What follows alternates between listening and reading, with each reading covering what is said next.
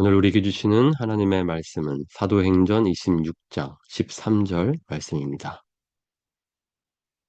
우리가 다 땅에 엎드러짐에 내가 소리를 들으니 히브리 말로 이르되 사울아 사울아 내가 어찌하여 나를 박해하느냐 가시체를 뒷발질하기가 내게 고생이니라. 아멘.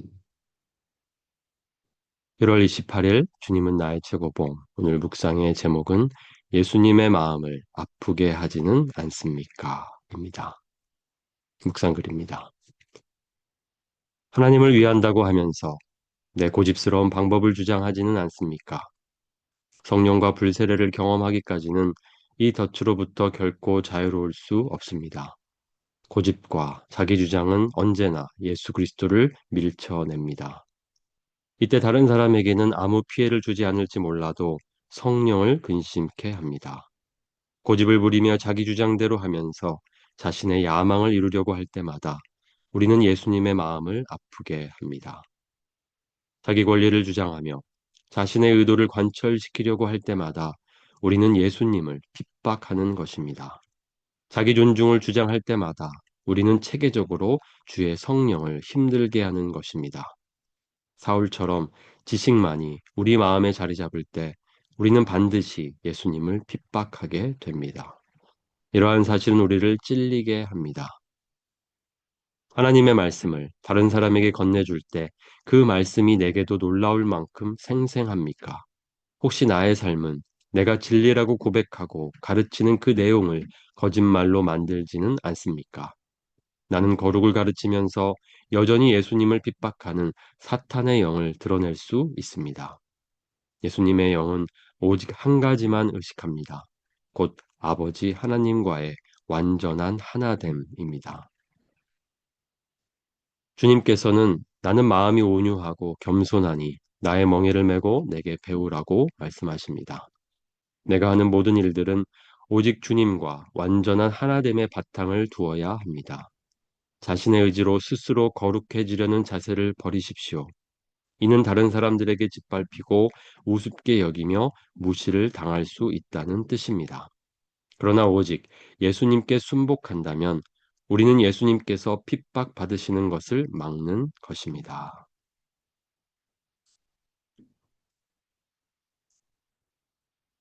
오늘 묵상 제목이 한글로는 예수님의 마음을 아프게 하지는 않습니까? 라고 되어 있는데요. 아, 번역이 좀 아쉽습니다. 왜냐하면 오늘 묵상 글에도 좀 우리가 좀 놀라는 단어가 있는데 그것은 바로 핍박이라는 단어입니다. 영어로 보면 How could someone so persecute Jesus? 어떻게 누군가가 예수님을 핍박할 수 있습니까? 이렇게 되어 있습니다. 아프게 한다는 것보다는 핍박이라는 표현이 오늘 이 묵상의 내용과 맞습니다. 어쩌면 이것이 너무 우리에게는 거부감이 들 수 있어서 너무 세게 들려서 이렇게 번역한 것 같은데 오늘은 오늘 말씀에는 그렇게 분명히 말하고 있습니다. 사울이 예수님을 핍박했다고. 사울아 사울아 내가 어찌하여 나를 박해하느냐 핍박하느냐. 사울이 예수님을 핍박했습니다. 우리도 예수님을 핍박할 수 있습니다. 이것이 우리를 놀라게 합니다. 우리가 예수님을 핍박할 수 있는가? 그러나 분명히 핍박이라고 표현하고 있습니다. 어떻게 할 때 예수님을 핍박합니까? 자기 권리를 주장하며 자신의 의도를 관철시키려고 할 때마다 우리는 예수님을 핍박하는 것입니다. 사울처럼 지식만이 우리 마음에 자리 잡을 때 우리는 반드시 예수님을 핍박하게 됩니다. 이렇게 표현하고 있습니다. 아, 오늘 우리가 깊이 우리 스스로를 돌아봐야 합니다. 우리의 고집, 우리의 자기 주장이 예수님을 핍박할 수 있습니다. 그렇게 만들 수 있습니다. 분명히 성경에서도 우리가 주님을 따르지 않을 때, 그리고 오히려 우리가 주님 보고 우리를 따라오라고 할 때, 주님은 근심하신다라고 되어 있습니다. 우리가 성령님을 따라가지 않고 오히려 우리의 생각대로 우리 고집을 부릴 때 성령님은 근심하신다라고 표현하고 있습니다. 우리는 얼마든지 성령님을 근심하게 할 수 있습니다. 오늘 표현처럼 예수님을 핍박할 수 있습니다. 사울이 자신이 하나님을 핍박한다고 생각했겠습니까? 그렇지 않았습니다. 오히려 하나님을 기쁘시게 하고 있다고 그는 굳게 믿었고, 그리고 예수님의 제자들을 그렇게 핍박했습니다. 우리가 그런 사울이 빠졌던 오류에 빠지지 않을 것이라고 생각해서는 안 됩니다. 우리도 얼마든지 우리의 생각에 사로잡히면, 우리의 고집을 부리면 그렇게 예수님을, 주님을 핍박할 수 있습니다. 두렵고 떨리는 말씀입니다. 우리가 어떻게 그럴 수 있을까? 그렇다면 우리가 어떻게 해야겠습니까? 주님을 근심케 하지 않으려면, 주님을 우리가 의도치 않게 핍박하지 않으려면 어떻게 해야겠습니까? 오늘 챔버스는 바로 이렇게 해야 한다라고 말하고 있습니다. 예수님처럼 사는 것입니다. 예수님처럼 되는 것입니다. 예수님의 영은 오직 한 가지만 의식합니다. 곧 아버지 하나님과의 완전한 하나됨입니다. 내가 하는 모든 일들은 오직 주님과 완전한 하나됨의 바탕을 두어야 합니다. 예수님의 마음을 아프게 하지 않으려면, 예수님을 핍박하지 않으려면 어떻게 해야 합니까? 완전한 하나됨을 이루어야 합니다. 우리에게는 너무 어렵게 들리는 말씀입니다. 우리가 어떻게 주님과 하나 될 수 있는가? 그러나 우리는 그것을 목표로 삼아야 합니다. 표대로 삼아야 합니다. 예수님은 아버지와 온전한 연합을 이루셨습니다. 예수님은 그 어떤 일도 예수님의 뜻대로 하지 않으셨습니다. 아버지께서 하시는 일을 보고 아버지께서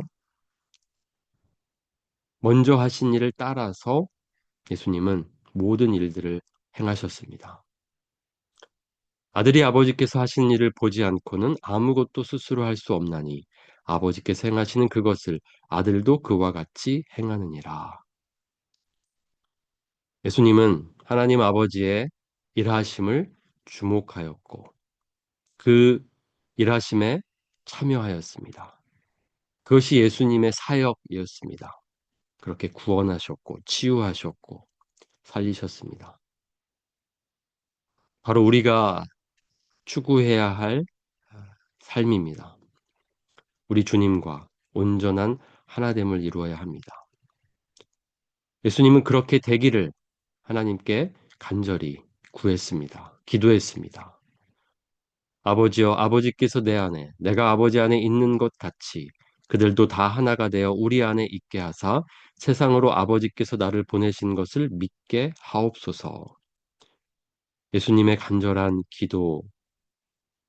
기도였습니다. 우리도 주님 안에 있기를, 주님과 하나 되기를, 우리가 주님 안에, 주님이 우리 안에 있기를 위해서 기도하셨습니다. 그것이 오늘 우리의 삶의 목표가 되어야 합니다. 주님과 하나가 되기를 원합니다. 앞서 행하지 않고, 우리가 먼저 나서지 않고, 우리 생각대로 하나님을 섬기는 것이 아니라, 고집을 부리면서 섬기는 것이 아니라, 내려놓고 주님 앞에 순종하면서 그렇게 살겠습니다.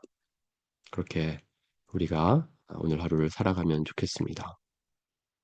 잼버스의 글입니다. 자신의 의지로 스스로 거룩해지려는 자세를 버리십시오. 이는 다른 사람들에게 짓밟히고 우습게 여기며 무시를 당할 수 있다는 뜻입니다. 그러나 오직 예수님께 순복한다면 우리는 예수님께서 핍박받으시는 것을 막는 것입니다. 여기 이런 표현이 있습니다. 우리가 예수님께 순복하며 살면 사람들에게 짓밟히고 우습게 여기며 무시를 당할 수 있다. 예수님이 그 핍박을, 그 무시를 당하셨습니다. 그러니까 우리가 예수님과 연합하면, 하나 되면 우리도 그렇게 무시당하고 핍박당할 수 있다는 뜻입니다. 이것이 오히려 우리에게는 영광이고 또 명예입니다. 예수님과 하나 되어 예수님이 받으신 고난에 참여한다는 것. 그러나 우리가 피하고 싶어 하는 길이기도 합니다. 주님과 하나 되는 오늘 하루를 살아갑시다. 그러기 위해서 먼저 이 아침에 우리 주님께 순복합시다. 기쁜 마음으로 순종합시다. 주님을 따라갑시다. 그렇게 살아가는 저 여러분이 되기를 원합니다.